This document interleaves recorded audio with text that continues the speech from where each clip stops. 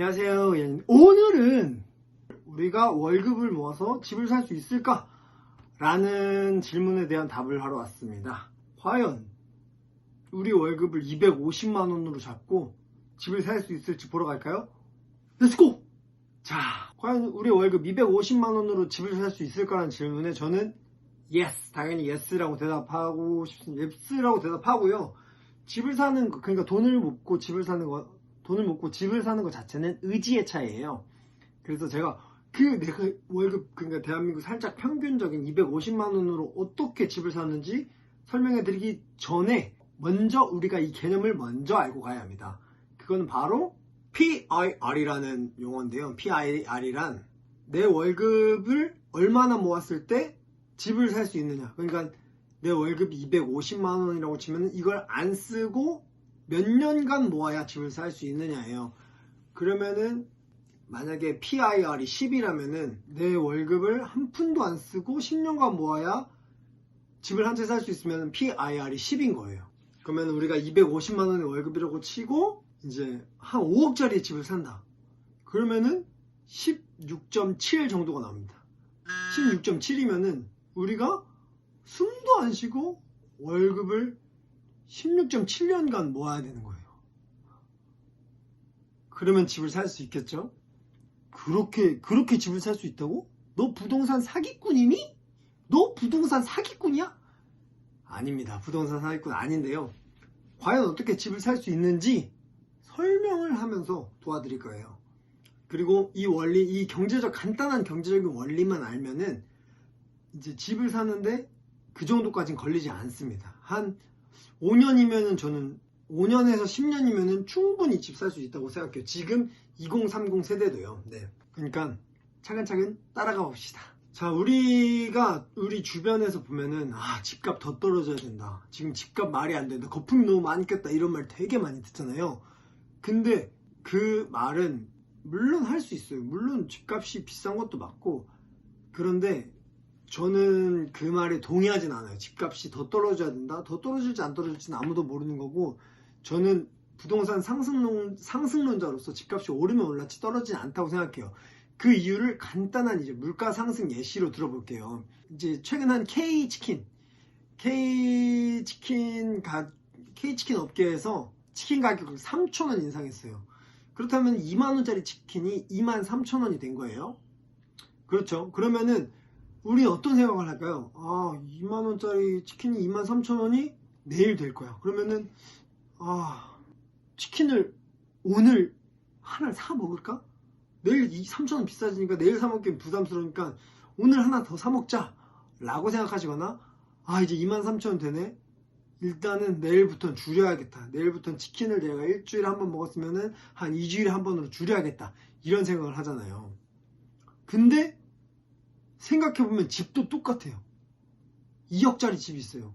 근데 이게 언제 2억 3천이 될지 몰라요. 근데 어쨌든 얘가 2억 3천이 되면은 어쨌든 똑같은 퍼센테이지가 오른 거거든요. 근데 우리는 집값 너무 올랐다 라고 생각하는 거예요. 그러니까 이제 2만원, 우리가 작은 돈은 되게 가볍게 보는데 큰 돈이니까 이제 더 내가 범접할 수 없는 돈, 이렇게 생각해버리는 거죠. 이렇게 똑같은 퍼센테이지가 올랐을 때 이제 집값에 대한 반응은 집 이제 못 사겠다, 이런 반응을 하곤 하잖아요. 그리고 우리가 치킨을 볼 때는 치킨 가격은 떨어지라고 말은 안 하는데 집값은 떨어지라고 자꾸 하는 것처럼, 제 생각에는 이제 그런 부동산 가격 떨어져야 된다는 희망사항을 반영한 거예요. 희망사항을 반영한 거라서 저는 타당한 이유가, 왜냐면 치킨도 오른 이유가 있을 거 아니에요. 왜냐? 닭값이 오르고 재료값이 오르고 인건비가 오르고 뭐 이런 게 있잖아요. 근데 부동산도 똑같아요. 재료값이 오르고 인건비가 오르고 이제 뭐 부동산 이자율이 올라가고 뭐 이런 게 다 포함돼서 이제 가격에 산정이 되는 건데, 치킨 값은 떨어지라고 하는데 부동산 값은 계속 떨어지라고 하는 거죠. 물론 부동산 자체가 사람의 심리가 들어간 거라서 이게 가격이 올랐다 내려갔다 하긴 하는데, 이제 물가 상승분에 반해서 이렇게 꾸준히 같이 올라가는 거라고 생각해요. 그래서 부동산에 거품이 많이 꼈다 라고 하지만, 인건비, 자재비, 뭐 그런 기타 비용을 생각했을 때 엄청난 거품이겠다고 생각 안 하고, 이 거품은 어떤 거품이냐면은 이제 전 정부 때 세금을 많이 부과했잖아요. 전 정부 때 세금을 많이 부과한 거에 대해서 내가 만약에 8억에 집을 샀는데, 제가 집이 두 채였어요 작년에. 제가 만약에 한 몇 년 전에 집이 두 채였다. 근데 이 집을, 내가 두 번째 집을 8억에 샀어요. 근데 얘가 10억이 됐단 말이에요. 근데 갑자기 세금 조항이 생긴 거죠. 세금 조항이 생겨서, 그 세금 조항이 생기기 전에 팔았으면은 내가 이 집을 10억에 팔고 양도세 조금 내가지고 이거를 한 1억 몇 천만 원, 1억 후반 정도의 소득을 얻을 수 있었다면은, 세금이 생기고 나서는 이걸 팔았을 때 내가 한 1억밖에 못 받는 거예요. 그러면은 뭐 내 8천만 원에서 1억 가까운 돈이 세금으로 갑자기 되니까 억울하잖아요. 그러니까 그 심리가 여기 붙어가지고, 그러면 1억 더 올려받아야겠다. 10억짜리를 세금이 없었을 때는 그냥 10억에 팔았을 텐데, 1억 더 받아야 내가 그 10억이랑 똑같은 금액을 받겠다 해서 11억으로 올려서 팔아서 이게 거품이 된 거죠. 저는 그렇게 생각해요. 이게 거품이 된 거라서, 이게 거품이라서 이게 조세제한이 줄어들면서 거품이 지금 빠지고 있는 것도 맞고, 지금 금리가 높아서 사람들이 견디지 못하고 집을 파는 것도 맞고, 어쨌든 다양한 이유가 있어요. 그리고 그 중에서 또 집값이 오르는 이유가 투기꾼들 때문이다라고 하는 말들이 있어요. 투기꾼들 때문에 집값이 오른다. 어느 정도 맞는 말이고 어느 정도 틀린 말이거든요. 왜냐면은 집값이 오른다. 물론 수요자가 많으면은 집값이 오르는 게 맞아요. 수요와 공급의 법칙에 의해서. 근데 그들 때문에 집값이 오르는 것만은 아니라고 생각해요. 왜냐하면 그 투기꾼들 때문에 이득을 보는 걸 생각 안 하는 거죠. 그 투기꾼들이 있기 때문에, 만약에 투기꾼이 없이 진짜 내 집은 내가 사고 나만 살아야 된다고 하면은 전세 월세가 없어지는 거예요. 그러면은 내가 갑자기 몇 억이 있지 않는 이상 내가 살 공간이 없어요. 여러분들 원룸 사시는 분들 많잖아요. 저도 지금 원룸 살고 있는데, 이 원룸에 살려면은 내가 이 집값을 다 지불해야 되는데, 저는 보증금 조금에 월세 조금에서 살고 있단 말이에요. 그러면은 투기꾼이 없다면은 이런 게 없어지는 거예요. 투기꾼이 있어서 우리가 저렴하게 살 수 있는 거고, 그걸 볼 수 있는 거라고 생각해요. 투기꾼이 그리고 엄청나게 가격에 영향을 주는 그런 사람들은 아니라서.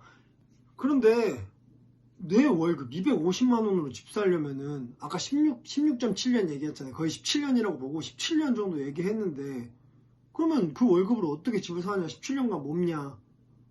당연히 그렇게 사면 안 되죠. 집을 살려면 어떻게 해야 되냐? 내가 대출을 일으켜서 80% 대출을 일으켜서 사더라도 내 20%의 돈이 있어야 되는 거예요. 그러면은 월급을 잘 모아야 우리가 집을 살 수 있는 겁니다. 뻔한 얘기라고요? 맞습니다. 뻔한 얘기 맞는데, 여러분들은 이 뻔한 얘기도 지키고 계십니까? 뭐라 하는 게 아니고, 이 뻔하고 당연한 게 진짜 가장 기본인 거예요. 이제 돈을 모아야 뭔가를 사든지 하는데, 이제 아주 간단한 설명 도와드릴게요. 어떻게 돈을 모으느냐? 1년에 정말 쉽게 이제 복리의 개념을 정말 간단하게 설명 도와드릴 거예요. 제가 1년에 1,000만 원, 그러니까 한 달에 100만 원도 안 모는 거예요. 1년에 1,000만 원을 5% 금리에 통장에 넣는다고 생각해봐요. 그럼 1,000만 원을 처음에 넣었어요. 1,000만 원을 처음에 넣었는데 그게 5% 이자를 받으면은 50만 원이 돼요. 그러면 1,050만 원. 이게 1년 동안 1,000만 원이 50만 원을 번 거예요. 그리고 또 1년 지나서 제가 또 1,000만 원 넣어요. 그럼 2,050만 원인데 거기에 5%가 또 붙는 거예요. 그러면 얼마가 되느냐? 2,152만 5천 원이 되거든요. 2천만 원과 1,000원이 낳은 50만 원과 내 또 미래 1,000만 원이 합쳐서 또 100만 원이라는 돈이 생긴 거죠. 이제 1년이 더 지나서 1,000만 원을 또 넣으면 어떻게 되냐?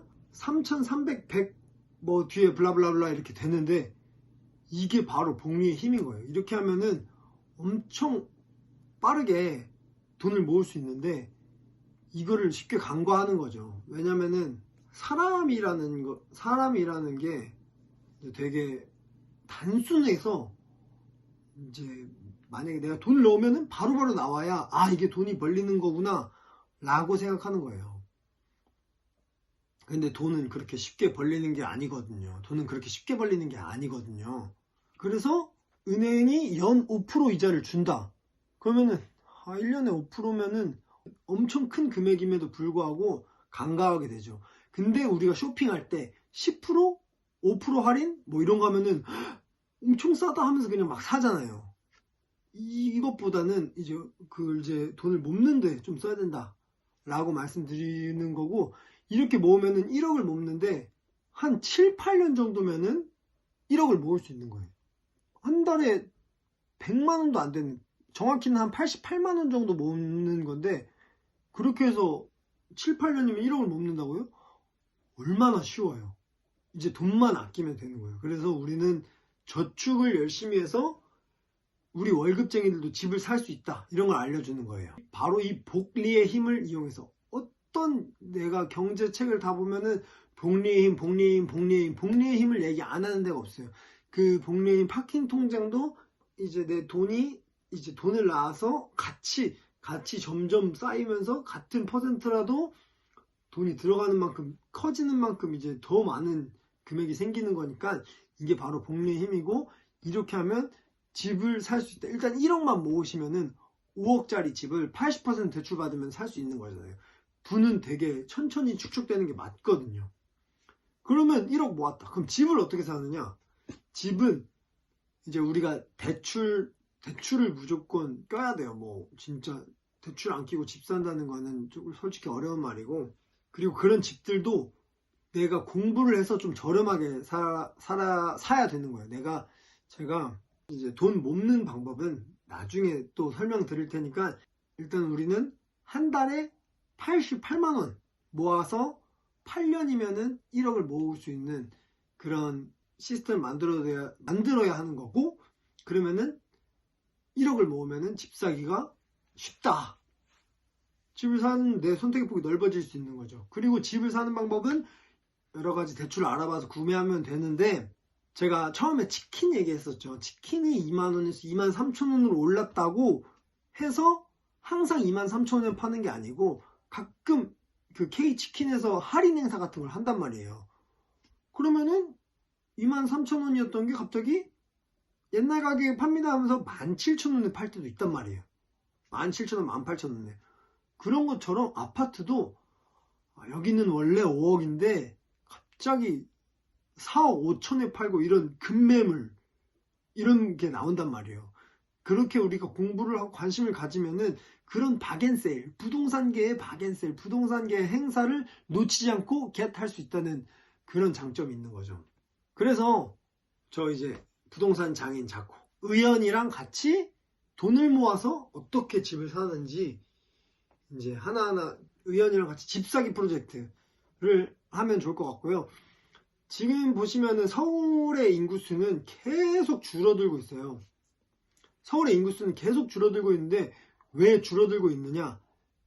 제 생각에는 부동산 가격이 계속 높아지니까 여기 사람들은 같은 금액의 전세를 계속 옮겨 다니는 거거든요. 돈을 그렇게 엄청 많이 모으진 않고, 상급지로 가려면은 돈을 너무 많이 내야 되니까 점점 경기도로 밀려나는 거예요.